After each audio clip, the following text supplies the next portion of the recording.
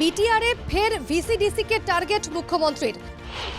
ভিসিডিসির জন্যই দিল্লি দিসপুরের প্রকল্প পাচ্ছে না সাধারণ মানুষ। ভিসিডিসির দোকান বন্ধ করতে হবে বিটিআরে। দুখ আৰু কষ্ট আমি মচি দিব লাগিব আৰু এই ভিসিডিসি বিলাককো আমি দোকানবিলাক বন্ধ কৰিব লাগিব আৰু এই কাম অকল বিজেপিয়ে কৰিব পাৰিব।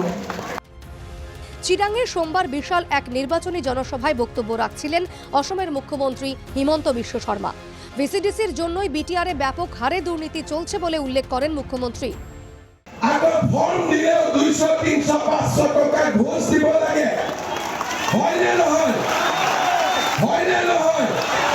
কিন্তু জালুকবাৰীত যাওক, নলবাৰীত যাওক, বৰপেটাত যাওক, কোনেও কাকো পইচা দিব নালাগে।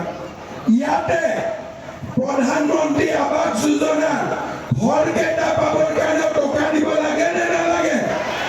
লাগে নে নালাগে? টকাৰ মালিক প্ৰধানমন্ত্ৰী, অৰুণোদয় দিছে বিজেপি চৰকাৰে আৰু মাল খাই আছে ভিসিডিসি বিলাক। হয়নে নহয়?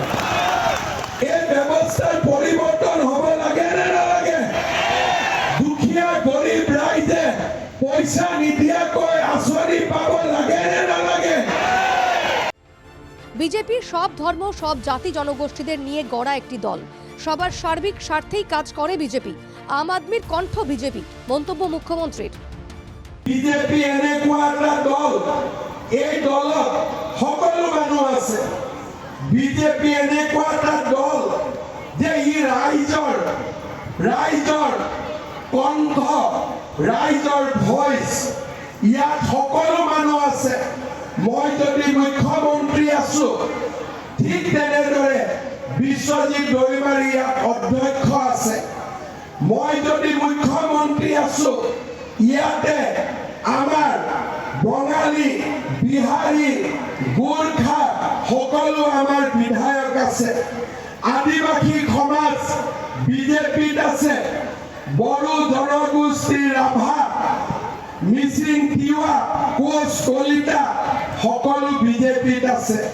কাৰণ বিজেপিয়ে সকলো রাইজর হয়ে মাত মাতে। জনসভার পর সাংবাদিকদের সঙ্গে কথা বলতে গিয়ে উচ্ছেদ প্রসঙ্গেও যান মুখ্যমন্ত্রী। কথা বলেন আমসুর প্রতিবাদ নিয়েও। আমসুর মিটিংত মানুহ হ'ব পাৰে, কিবা হ'ব পাৰে, কিন্তু আমি যেটো কৰিম বুলি কৈছো কৰিমেই। আমসুৱে হুলস্থুল কৰিলে দুটা এভিকশন বেছি হ'ব। আপোনালোকে বাছি বাছি সংখ্যালঘু অধ্যুষিত এলেকাতে সংখ্যালঘু উদ্দেশিত এলেকাত কৰা নাই, মিয়া মুছলমানক কৰি আছো, যিখিনিয়ে ফৰেষ্টত জবৰদস্তি সোমাইছে বা ভিজিআৰ পিজিআৰত জবৰদস্তি সোমাইছে। আমাৰ মানুহটো নোসোমাই। আমাৰ কৰবাত যদি বড়ো মানুহ আছে, মিচিং মানুহ আছে, তেওঁলোকেতো ফৰেষ্ট পাত্তা পাব যোগ্য, নন ট্ৰাইবেলেতো পাত্তা নাপায়। গতিকে ফৰেষ্টত নন ট্ৰাইবেল মানুহ কেনেকে সোমাব পাৰে, আমাৰ মিয়া মুছলমানসকল কেনেকে সোমাব পাৰে?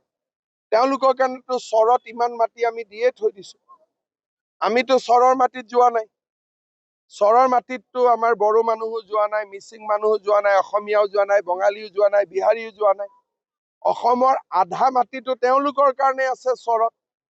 গতিকে তেওঁলোকে আকৌ চৰৰ পৰা শিৱসাগৰ যাব খোজে, যোৰহাট যাব খোজে, গোলাঘাট যাব খোজে, কেনেকে হ'ব? অসমীয়া মানুহ ক'ত থাকিব? এখানেই শেষ নয়, লুরিনজ্যোতি গগৈর মন্তব্যেরও জবাব দেন মুখ্যমন্ত্রী। সাহস থাকলে কি বলতে চাইছেন, কাদের নিয়ে বলতে চাইছেন, স্পষ্ট করুন লুরিন, চ্যালেঞ্জ মুখ্যমন্ত্রীর। লুৰিনজ্যোতি গগৈয়ে মোৰ সমষ্টিত ক'ত মিয়া মুছলমান আছে দেখুৱাই দিয়ক। তেওঁ যদি কোনোবা বেলেগ মানুহৰ কথা কৈছে, এইটোত মই তেওঁৰ লগত একমত নহয়।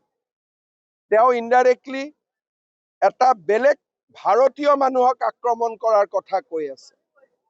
তেওঁ চিধা চিধি ক'ব লাগে নহয়, তেওঁ কাক উদ্দেশ্য কৰি এই কথাবোৰ কৈ আছে, হয় নহয়? তেওঁ কোনোবা এটা জাতিক উদ্দেশ্য কৰি কৈ আছে। তো সাহস আছে যদি নামটো কৈ দিয়ক।